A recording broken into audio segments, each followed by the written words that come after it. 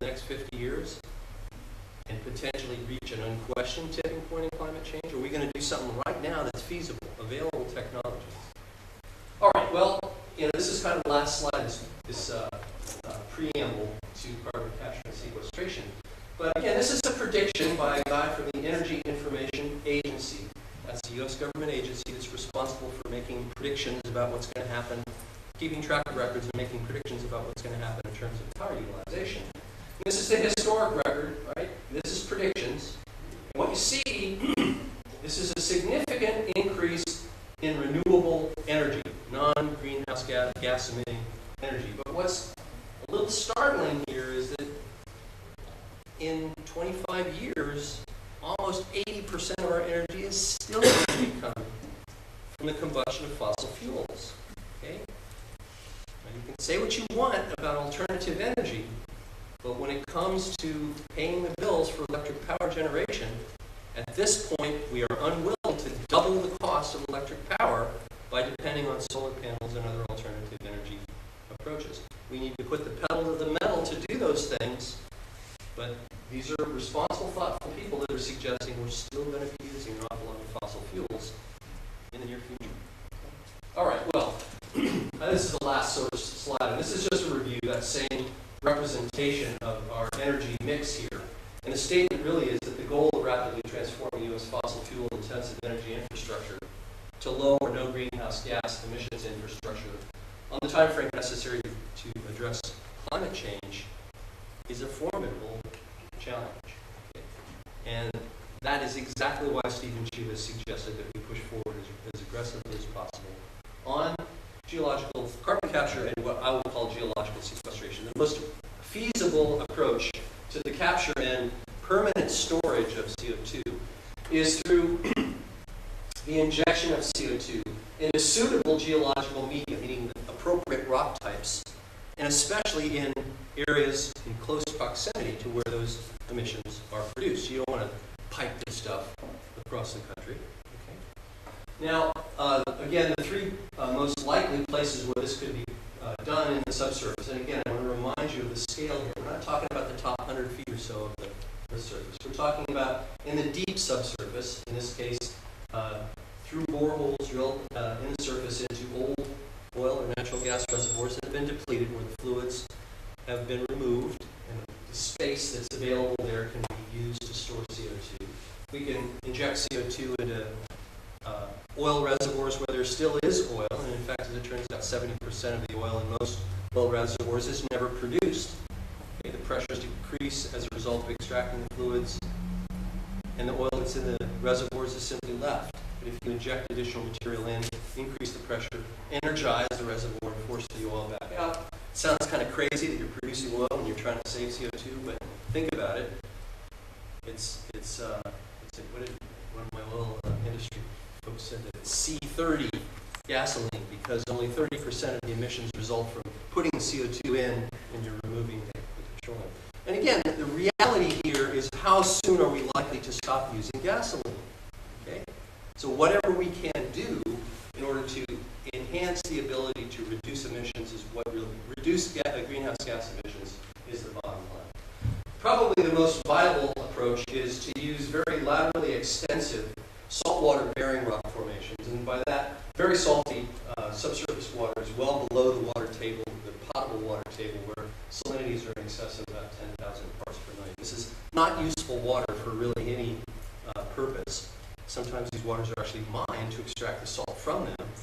Unusual salts are used for commercial and industrial processes. But for the most part, these are subsurface rock formations that have briny water, briny fluids in them, and CO2 can be injected in partners to solution of the CO2, and so we'll talk more about that in a minute. All right, well, what are the key factors for geosequestration assessment? What I do as a geologist? Well, first of all, we have to decide whether rock formations have sufficient storage capacity. This is really a function of what are the volume requirements of some CO2 source. You've got a big coal plant, how much CO2 is going to be produced at that coal plant, how much storage capacity do you have in the rock formations that are in close physical proximity to that place. So this is poor volume. Again, I'll show you some pictures of some rocks, and you'll get a feeling that these reservoirs in the subsurface aren't big swimming pools or big rivers, but rather little tiny pores, microscopic pores, in sandstone or other familiar rock types.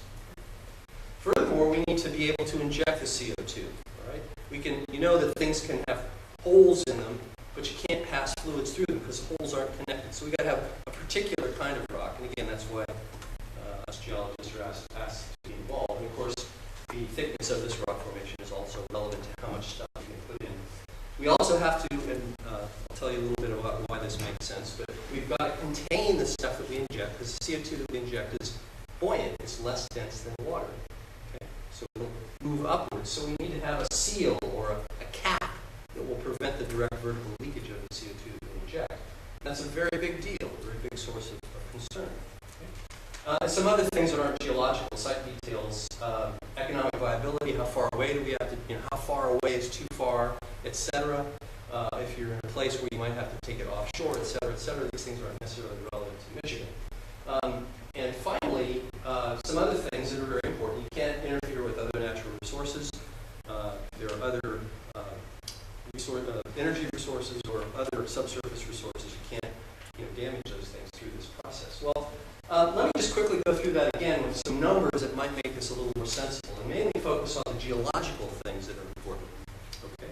This is what I do.